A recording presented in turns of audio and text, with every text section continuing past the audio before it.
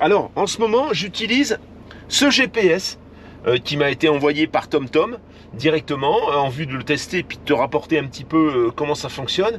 Écoute, jusqu'à présent, c'est le rêve, ce GPS. Il marche super bien, il me met pas dans des galères. Il me fait passer par des routes touristiques. J'ai toujours plusieurs alternatives. Je peux faire du panoramique. Ça veut dire qu'au moment où je choisis il peut me calculer une boucle tout seul. Si par exemple ici je suis dans l'Aubrac et que je veux faire une petite boucle touristique et panoramique, eh bien je vais choisir l'altitude que je ne veux pas dépasser, la différence pas l'altitude, la différence d'altitude justement. Je peux tout choisir. Je trouve que c'est vraiment bien foutu.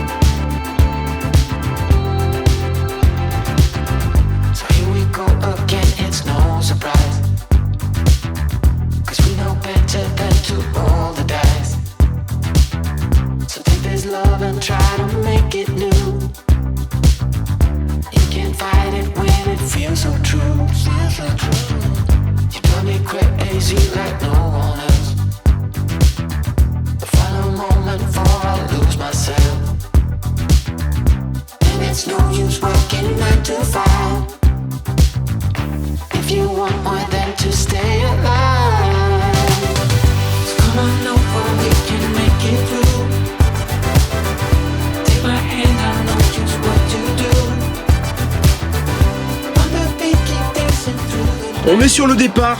Qu'est-ce que j'ai reçu que je vais te présenter? Alors j'ai déjà déballé, hein, excuse-moi. Je vais pas te faire un unboxing, je vais juste te montrer la boîte, que tu vois de quoi il s'agit, que si jamais tu dois la reconnaître. Voilà.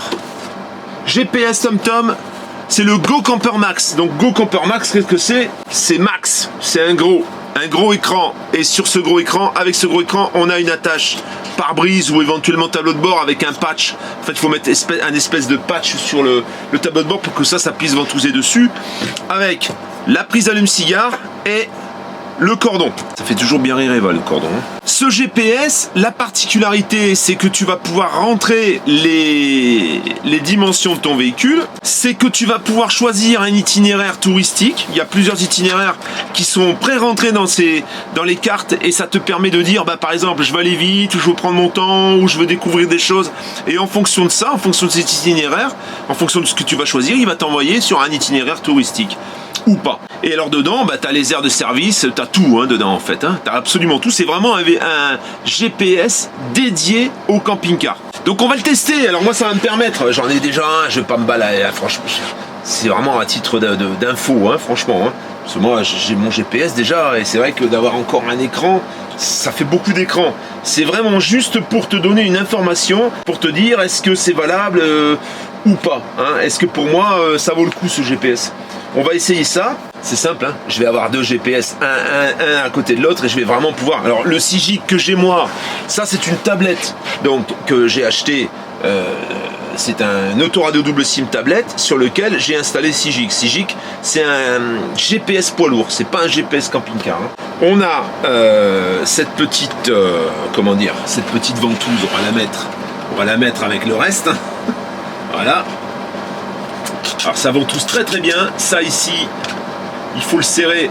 Ensuite, comment ça se passe? On a ce petit cordon qui logiquement vient à l'arrière. Alors j'aurais peut-être dû le mettre avant. Voilà, j'ai ce petit cordon ici. Voilà. Donc, est-ce que je suis à l'envers? Je suis à l'endroit, je suis à l'envers là, tu vois. Donc, voilà, ça vient dans ce sens-là. Ça, on va le mettre comme ça, voilà. On va le serrer. Et ensuite, il y a ça qui vient se fixer. Alors tu peux le charger indépendamment, tu vois. Tu peux le charger ici indépendamment du support, mais bon, voilà, le support est là, tant qu'à faire, on va l'utiliser. On va essayer de le mettre correctement. Voilà. Quand on a une chaîne YouTube comme ça, on nous dit, est-ce que tu veux tester, Pascal? Il y a des choses je refuse, il y a des choses, ça m'intéresse de savoir vraiment ce que c'est, comment ça marche. C'est pas parce que j'en ai vraiment besoin. Voilà, TomTom, tu vois, il s'allume. Il a quand même de la gueule, ça doit quand même être vachement mieux qu'un Garmin, je pense. Pour avoir essayé le Garmin, je peux dire, c'est une véritable plaie. Alors je sais pas les nouveaux Garmin, c'est vraiment les Garmin, c'est... Donc c'est un 7 pouces l'écran. Et le GPS, pour le mettre à jour, se connecte par... alors peut-être j'aurais dû faire une mise à jour. Par Wi-Fi en fait, complètement en Wi-Fi. Peut-être qu'il va me demander le Wi-Fi du véhicule. Là ça va être facile, je vais le donner. Ça y est. Alors nous on est quoi? On est ni Dutch, ni machin, ni truc. Tu choisis donc ta langue. Pour moi c'est français. Français, donc suivant. Véhicule, c'est plutôt camping-car, parce que ça marche aussi pour les caravanes et les voitures. Ça veut dire que tu peux aussi l'utiliser dans ta bagnole. Alors ça c'est bon à savoir, parce que du coup dans l'Audi j'en ai pas. Tu vois, peut-être que ça peut être sympa. Véhicule et dimension camping-car. Qu'est-ce que je fais moi? Je fais 8,50 m. 8,50 m. 2,50 m en largeur. Je vais mettre 2,35. 2,35. Ça c'était la longueur, la largeur, et la hauteur je vais mettre 3,40. 3,40. Voilà, vitesse maxi, 100 km/h c'est très bien. Je vais peut-être quand même mettre 110. Je dépasse jamais le 110 avec mon engin, parce que j'estime que déjà c'est rapide pour un engin comme ça, et puis c'est l'habitude de conduire des camions peut-être aussi. Et je pense que ça consomme trop.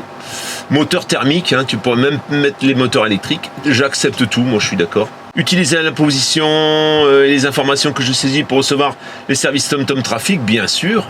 Collecter et enregistrer des informations sur votre parcours, sur vos appareils afin de pouvoir utiliser ces suggestions, bien sûr. Et aidez-nous à améliorer nos produits avec nos informations, nous utiliserons, je suis d'accord. Utiliser les données mobiles de votre téléphone pour connecter votre TomTom Go, mais bien sûr. Sur votre téléphone, allez dans Paramètres et activez le hotspot personnel. Partage de connexion Bluetooth. Assurez-vous que le Bluetooth est activé, il est activé. Alors là, il faut prendre son téléphone dans ses mains. Il faut déjà savoir où tu l'as mis ton téléphone. Parce que si tu sais pas où tu l'as mis, eh ben ça veut dire que tu commences à être un peu sénile. Si tu commences à être un peu sénile et qu'il est dans ta poche au moment où tu cherches, ça veut dire que tu es vraiment sénile. Et là, ça veut dire que fais attention parce que ta chatounette, elle pourrait dire écoute mon vieux, t'es complètement gâteux, je commence à en avoir un peu marre, hein, parce que tu fais que des conneries quand même, elle peut dire. On est sur le départ là, on est en train de... Je te fais vite ça parce que Bluetooth, du coup je me mets sur le Bluetooth, tu vois, et là je cherche. Voilà, TomTom Go Camper, tu vois, il est là, appareillage en cours. Voilà, tu vois, regarde, il me dit associé, je dis, oui je le veux, là je lui dis associé aussi. C'est super facile, hein. Comment ça se passe sur le téléphone? Tu as un point d'accès mobile, là. Tu vois, c'est ça. Point d'accès mobile. Hop, tu l'actives. Sinon, ça marche pas. Et tu recommences la même manip. Voilà, donc là, on va marquer OK. Là, je mets celui-ci. Voilà, OK. Et là, regarde, il va faire. Et là, du coup, qu'est-ce qu'il va faire? Il va se connecter et il va faire tout de suite, tu vois, récupération de l'adresse IP. Il va faire la mise à jour. Ça y est, connecté avec Internet. Voilà, suivant. Donc, connectez-vous pour obtenir des mises à jour et synchroniser. Donc, je vais créer un compte. Tu fais tout là-dessus. C'est ça qui est bien. Même si t'es pas trop... On va inventer un mot de passe. Terminé. Tenez-moi informé des actus. Tu me bois la cacahuète, ça. Voilà. C'est parti. Bienvenue dans votre TomTom Go Camper Max. Tu vois, il est gentil. Il te dit bonjour, tout ça. Même bien sympathique, hein. Et là, il démarre. Tu vois, il démarre. Il démarre, il fait la mise à jour, il dit c'est bon, c'est moi, voilà, t'es là. Allez à l'aire de Château de Villandry à Tours. Dites le numéro de la liste. Allez au 14 rue principale à Villandry. Recherche d'un parcours vers 14 rue principale Villandry. Tu vois, ça marche. Quand t'es clair, ça marche. Il y a plusieurs parcours. Tu vois, tu as 3 parcours, là, il te donne arrivée 20h02, arrivée 20h10, arrivée 21h05. Tu as ou 368, ou 408, ou 512. Moi, je veux pas prendre les autoroutes, donc je vais modifier. Tu vois, ici, là, il me demande, il y a des routes à péage. Je dis non, pas route à péage maintenant, d'accord? Voilà, il m'a dit que le parcours, là, tu vois, et le parcours, il me plaît. 21h11, j'irai pas jusqu'au bout, hein, je te le dis. Mais là, du coup, je vais dire, vas-y, tu peux y aller. Voilà. Et là, qu'est-ce qu'il va faire? Là, il va me montrer les stations-service, il va me montrer tous les travaux, tout ce qu'il y a sur la route, tu vois. Alors, on va l'utiliser. Là, je l'ai installé. On va voir ce que ça donne avec ma coéquipière qui est derrière que tu vois pas parce qu'elle n'est pas encore habillée, tu comprends. Maintenant, je vais commencer à remballer tout mon bordel et puis on va y aller et on va commencer à utiliser ce magnifique GPS. Il se met en veille tout seul. Tu vois? Bon, là, je l'éteins pas, j'aurais pu dire éteins, il me demande. Et là, je vais le laisser se mettre en veille, en fait. J'aurais pu dire non, tu restes allumé maintenant. C'est bien parce que si tu as envie de donner des ordres, tu peux donner des ordres, tu comprends? Si tu te fais régulièrement réprimander par ta femme, que tu peux jamais décider, bah là, tu as ton GPS, c'est toi le patron. Tu peux dire, écoute, je fais comme ça, c'est tout, tu vois? Parle pas pour moi, bien sûr, hein, parce que moi, ici, c'est moi le patron. T'as compris? T'as bien compris que c'était moi qui commandais quand même, hein? Bon.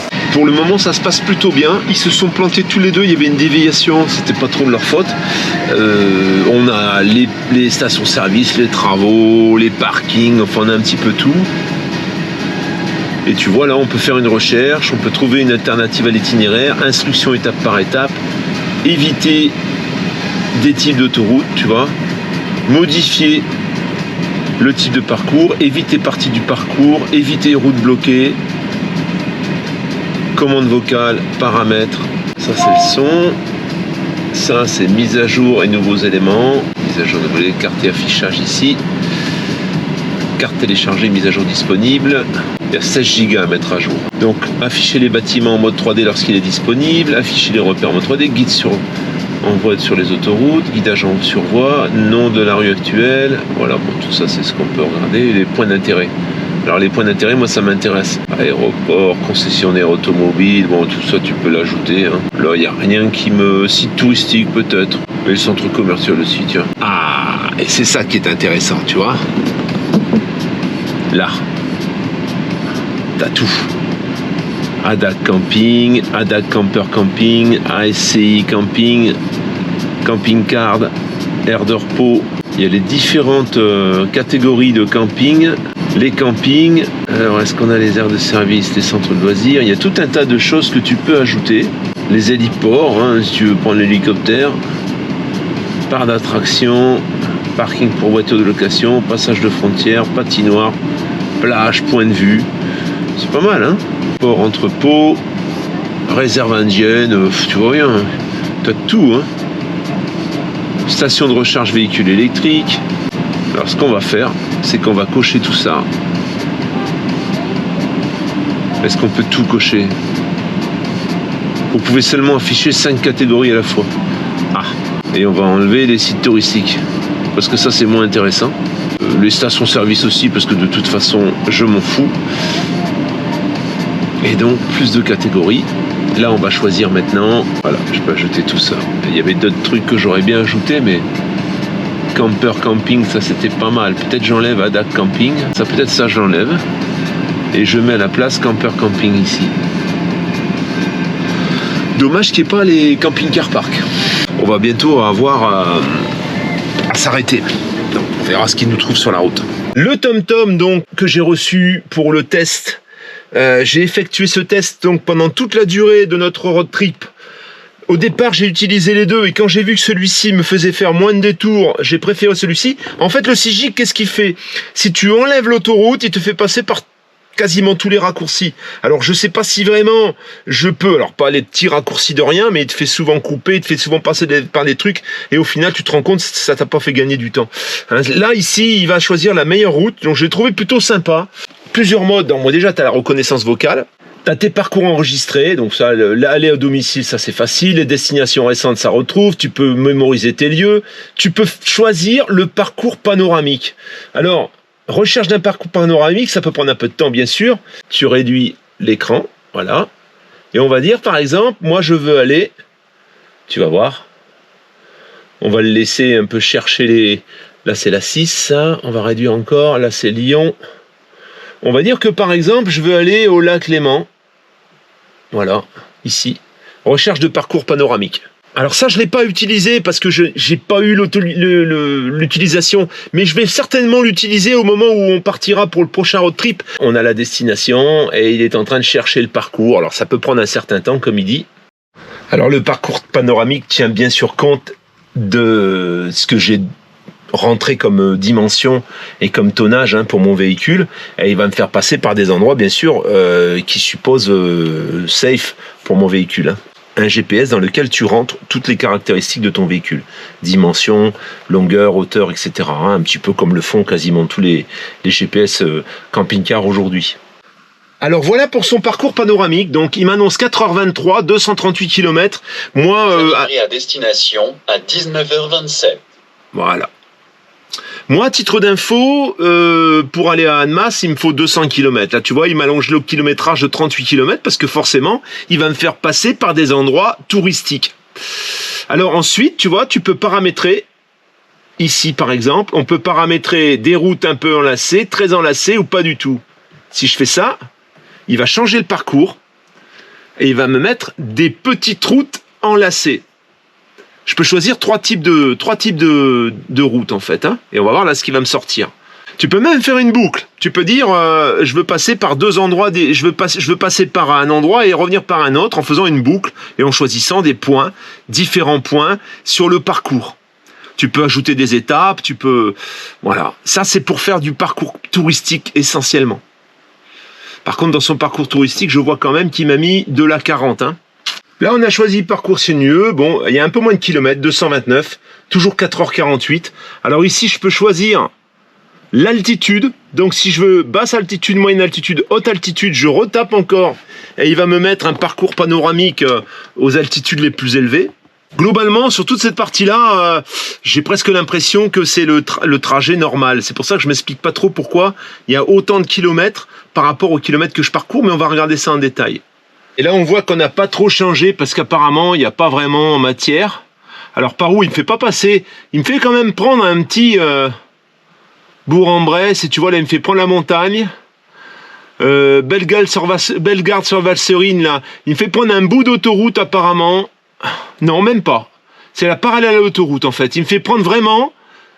En fait, il te fait éviter les autoroutes. Toujours est-il que je vais le prendre pour aller en Allemagne. C'est parti, donc j'ai monté le GPS dans la voiture. Je vais jusqu'à Annemasse, donc c'est un trajet que j'ai l'habitude de prendre. On va voir ce qu'il va me dire, s'il me mène bien sur les bonnes routes. Sinon, on va l'utiliser pour monter en Allemagne. On a 800 km à faire, on s'en va demain matin.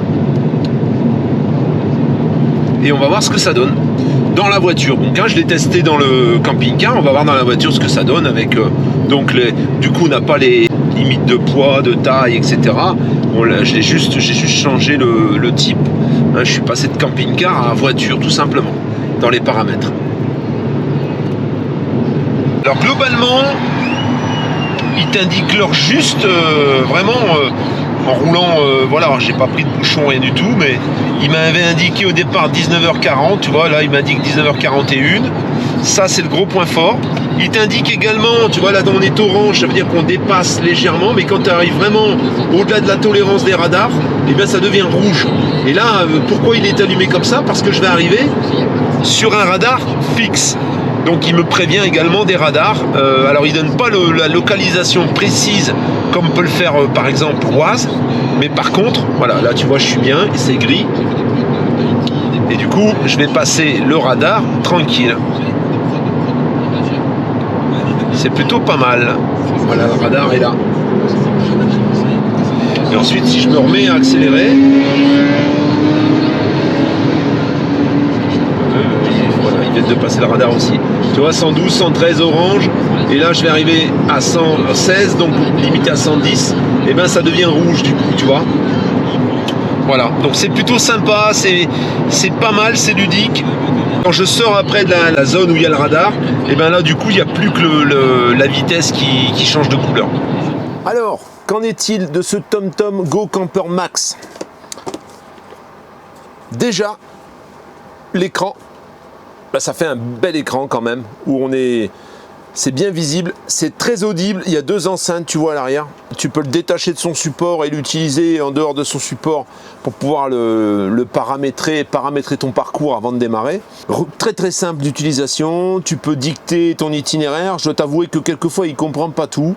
La dictée vocale peut-être en étant bien attentif à la manière dont tu parles, je pense que ça peut être sympa.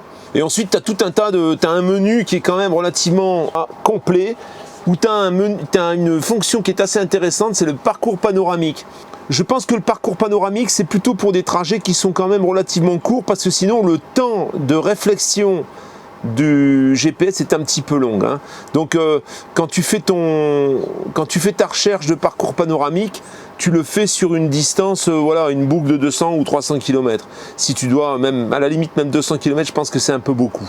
Parce que là, il est un peu long à chercher les routes, et du coup tu passes beaucoup de temps, il faudrait presque pouvoir le préparer avant. Côté de tous les GPS que j'ai essayé, les GPS camping-car, je dois t'avouer que là, j'ai rien eu à lui dire, rien eu à lui reprocher. En plus, il y a un détecteur de radar, ce qui ne gâche rien. Alors, c'est pas un détecteur de radar. Il y a un signalement des zones dangereuses. Hein. Et les zones dangereuses, c'est des radars. Hein. Tu es informé de la zone, tu as une matérialisation sur ton GPS sur le côté de la vitesse à laquelle tu roules. Si tu es au-dessus de la vitesse normale, la vitesse pour passer le radar, ben, ça s'allume en rouge hein, sur le côté. On va faire un panoramique. Nous voilà donc devant l'écran. Alors là, par exemple, tu vois, j'ai choisi un parcours pour Villefranche-sur-Saône. Et ça va être le camping-car park de Villefranche-sur-Saône, donc adjacent Riotier, juste à côté d'un étang, d'un plan d'eau, etc. Hein. Alors je lui ai demandé, tu vois, un parcours panoramique, il ne me fait pas passer par l'autoroute. C'est vrai qu'il n'y a pas beaucoup de montagnes par là, donc c'est difficile d'aller paramétrer quelque chose. Ah, tu vois, on peut voir toutes les aires, tous les stationnements, les stationnements CC, tout est dessus, recentré. Et alors, sur la bande du côté, tu as le nombre de kilomètres, tu as l'heure d'arrivée, tu as à chaque fois les kilomètres, là par exemple, pour arriver au premier radar, c'est 12 km. Ensuite, tu as les travaux, à chaque fois, il te sera indiqué les kilomètres. Hein. Ici, quand tu cliques, tu peux avoir l'instruction étape par étape. Tu peux chercher ajouter un arrêt avec un restaurant, parking, etc. Tu peux tout chercher pour planifier ton parcours, bien sûr. Tu peux éviter des types de routes. Donc, quand on clique ici, eh bien voilà, tu vois, on peut éviter par exemple les autoroutes, ok. Et là, il va nous recalculer le trajet. Bon, là, apparemment, il n'y avait pas d'autoroute, donc c'est quasiment la même chose, je pense. Ça n'a pas bougé. Voilà, donc 17h36, 76 km, c'est un peu plus court. Et ensuite, tu vois, tu as la route qui est matérialisée. Bon, alors là, on est dans le décor, donc on ne voit pas de route, mais on sait qu'à 800 mètres, on va devoir tourner. Voilà notre trajet, hein. Là, en évitant les autoroutes, eh bien, on coupe carrément. Et là, du coup, on n'a plus de radar. Et là, tu vois, on n'a plus que 76 km. Vous arriverez à destination à 17h37. Et puis finalement, le temps n'est pas beaucoup plus long en passant à travers la campagne. Tu peux éviter les routes bloquées. Alors lui, ensuite, il va t'arranger la circulation. Hein. Il va tenir compte de la circulation pour te faire passer par les endroits les plus appropriés. Hein. Modifier le type de parcours. Donc si je clique sur modifier le type de parcours, ben, je peux l'avoir rapide, court, plus court, efficace. Donc si je marque efficace, il va me recalculer encore une fois. Et là, il me donne 91 km. Donc là, il repasse efficace, il repasse par la route prévue initialement. Il me donne 3 alternatives là, hein. 91, 74 ou 79. 79, il y a de l'autoroute, donc moi je vais choisir par exemple la route d'avant hein, qui m'intéressait plus. Éviter les parties du parcours, réorganiser les arrêts, lire l'aperçu du parcours. L'aperçu du parcours, eh bien carrément, il fait le parcours virtuellement en fait. Et là, il nous donne le kilométrage. Il roule même, tu vois. Là, c'est limité à 70, il va se mettre à 70 progressivement, comme si c'est toi qui roulais. Donc là, c'est vraiment optimisé. Et là, ici, tu peux signaler quelque chose. Hein. Quand tu cliques ici, par exemple, alors là, on ne peut pas parce qu'on n'est pas sur la route, mais tu peux signaler, par exemple, un radar, un accident, ou ce que tu veux. Donc, c'est quand même super bien foutu. Alors ensuite, au niveau des paramètres, tu as la langue bien sûr, les mises à jour, le son que tu peux régler, tu peux changer de voix, tu peux mettre tout ça sur un nuage, en fait, le stockage peut se faire à distance, tu as le Bluetooth également, le calcul du parcours, tu peux paramétrer type de parcours préféré rapide, éviter par exemple, et ben là tu choisis, tu le programmes d'autorité pour que ça ne revienne pas en route à péage, voilà, par exemple. Les autoroutes aussi si tu veux, bon les autoroutes on va les laisser, on va juste enlever les routes à péage. Recalculer le parcours manuel, automatique, hein, il peut toujours emprunter le meilleur parcours sans demander. Me demander si je veux emprunter le meilleur parcours, ne pas changer le parcours sauf en cas de route fermée. Ça veut dire que tu peux lui demander automatiquement de modifier le parcours en fonction de la route, en fonction des problèmes. Donc tout se gère très facilement, c'est tactile, c'est vraiment super bien foutu. Le Bluetooth, ben là c'est pour se connecter à ton téléphone. Hein. Qu'est-ce que je peux te dire sur ce GPS? Ben écoute, moi j'en suis ravi, ça marche super bien. Je pense que oui, c'est un des rares GPS que j'ai essayé et qui me convient. Alors moi je me sers aujourd'hui de Sigic, mais Sigic, il n'a pas le même système d'intelligence. En fait, Sigic, ça va être assez... tu vois, il va te faire des trucs qui sont pas forcément pratiques quand tu connais la route. C'est là que tu te rends compte. Alors que celui-ci, il va toujours te faire passer par le plus intelligent, en fait. Voilà, c'est ce qui me saute aux yeux tout de suite. C'est assez ludique, c'est assez facile à maîtriser. Tu peux le transporter. Vous arriverez à destination à 17h42. Tu peux le transporter dans ta voiture et l'utiliser dans la voiture puisque tu as plusieurs paramétrages, camping-car ou voiture hein, ou caravane. Donc selon le véhicule que tu as, eh bien, il va te changer la façon de réfléchir la route. Donc ça c'est plutôt pas mal. C'est un achat que tu vas faire pour plusieurs véhicules en fait, hein, pas seulement pour ton camping-car, puisque ben, il se décroche très facilement, hein, ça claque. L'avant-tout c'est un quart de tour en fait. Hein. Voilà, donc quand tu la colles, tu mets ton quart de tour et je peux te dire, tu soulèves la table, hein, franchement. Ça c'est pareil, tu vas pas te prendre le GPS sur le tableau de bord. Hein. Ça colle franchement et ensuite au niveau de l'accrochage, bah, tu vois, regarde. Voilà, c'est accroché. Décroché, accroché. Donc, tu t'arrêtes, tu veux l'enlever, bah, tu l'enlèves hein, pour pas qu'on te le pique s'il est sur le tableau de bord. Donc, je trouve ça bien étudié. Bon, c'est TomTom, hein, donc ça fait des années qu'ils font des GPS. GPS camping-car, j'avais pas... alors après, bon, et ça dépend qui les essaie aussi, hein, mais j'avais vu il y a quelques temps des gens qui avaient essayé puis qui n'étaient pas super satisfaits. Il y en avait certains qui étaient très contents, il y en avait d'autres qui disaient que c'était pas terrible.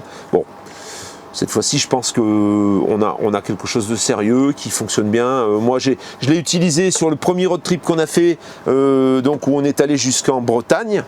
On l'a utilisé pour tout le trajet Bretagne, aller-retour. Et ensuite, je l'ai utilisé pour l'Aubrac, tout dernièrement. Je me suis servi du GPS, que celui-ci. J'ai même arrêté de me servir du Sigic que j'avais dans ma tablette, dans mon autoradio tablette. Et quand on est allé en Allemagne, à Essen, c'est pareil, je l'ai posé dans ma voiture et j'ai fait tout le parcours avec le GPS. J'ai pas pris un seul bouchon. Voilà, on n'a pas pris un seul bouchon.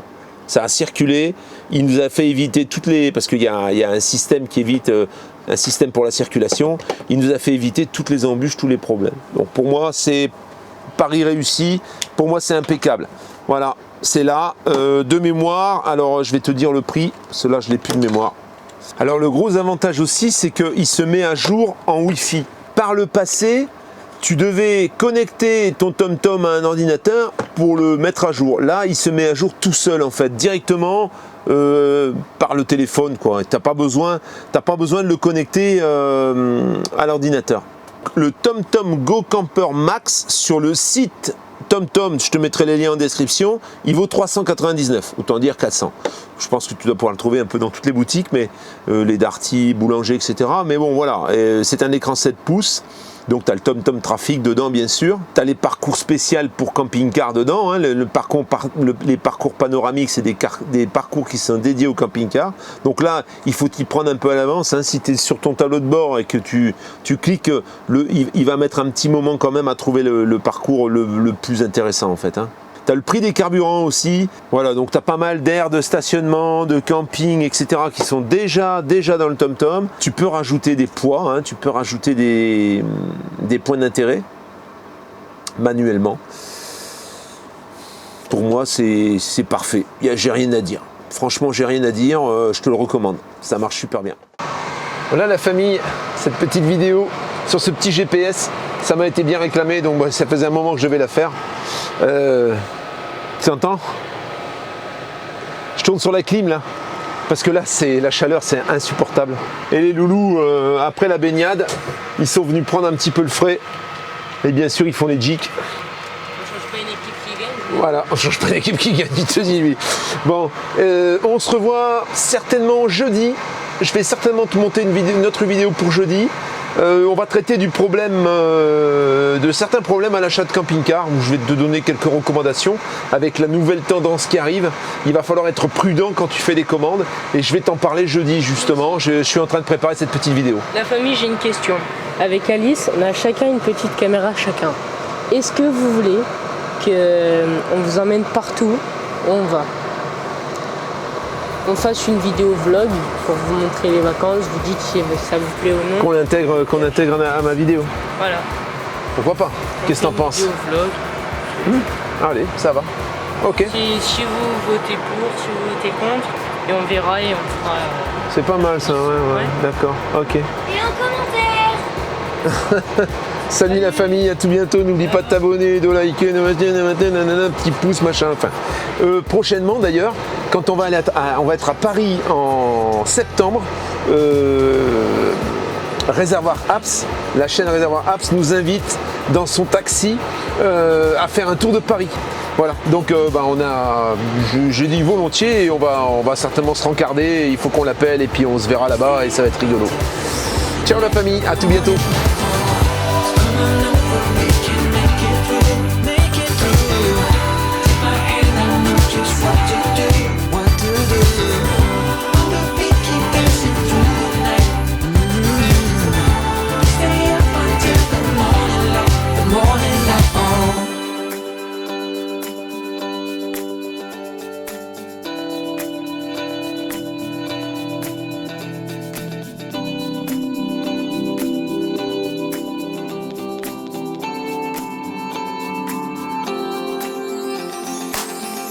As we look up at the stars in the sky, did we ever stop and wondered why we let our love shine all through the night? Just you and me, babe, until the morning light.